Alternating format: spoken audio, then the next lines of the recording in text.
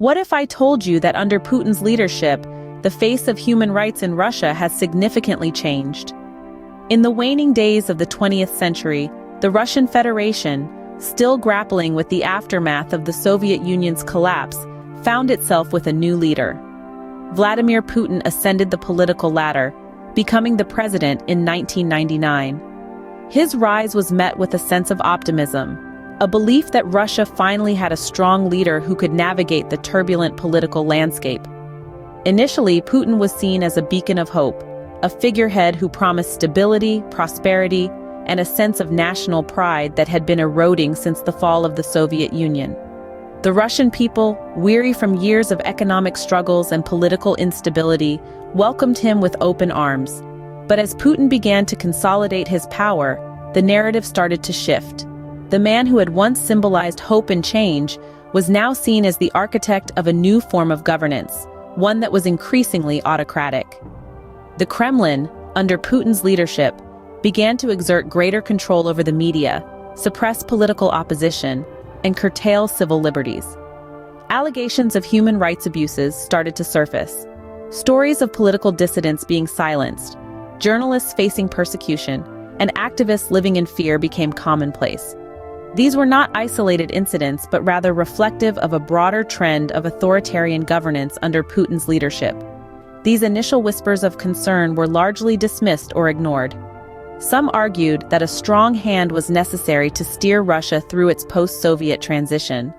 Others pointed to Putin's popularity among the Russian people, arguing that the ends justified the means.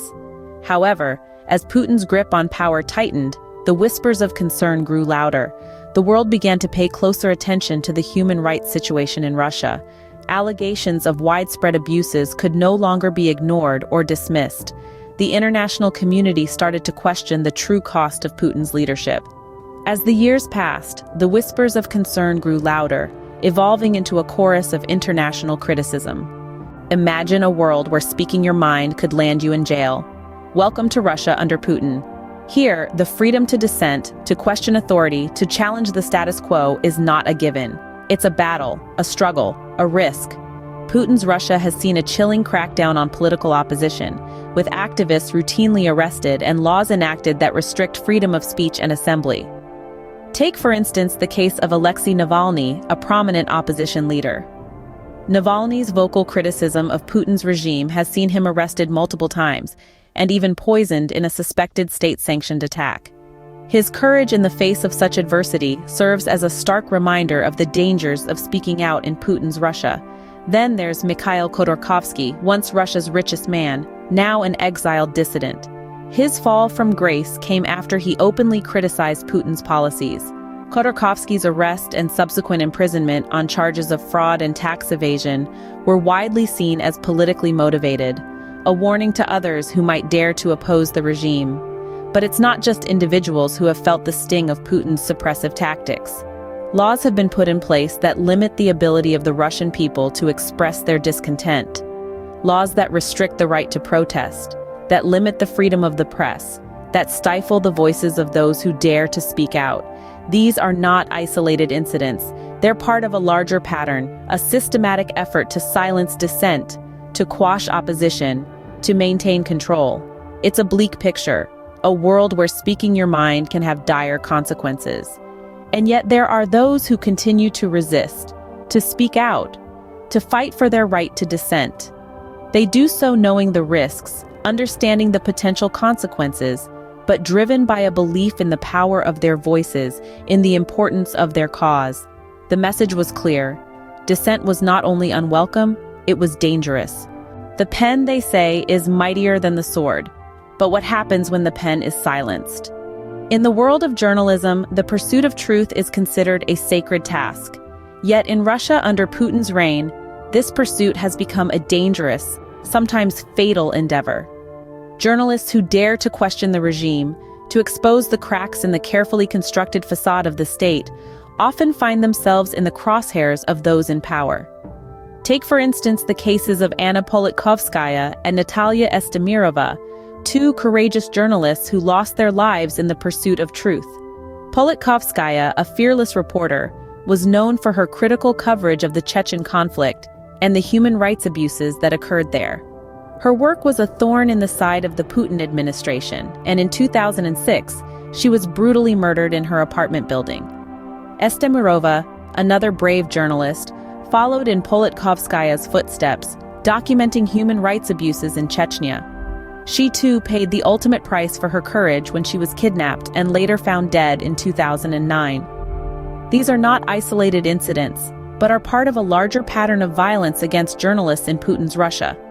The state-controlled media plays a significant role in this narrative. By controlling the flow of information, the state is able to shape public opinion, to mold the narrative in a way that suits its interests. The space for independent journalism has been shrinking, making it increasingly difficult for the truth to find its way to the surface.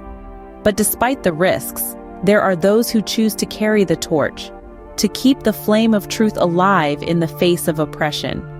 These brave individuals understand that their work is critical in holding those in power accountable, in giving a voice to the voiceless, in pushing back against the tide of authoritarianism.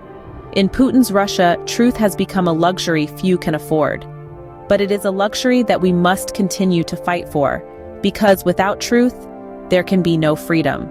So, what does the world think about Putin's track record with human rights? The international community's perception of Putin's human rights record is one of significant concern. Russia, under Putin's leadership, has been met with sanctions and criticism from various countries and international organizations. The alleged human rights abuses and suppression of political opposition have sparked discussions and debates on the global stage.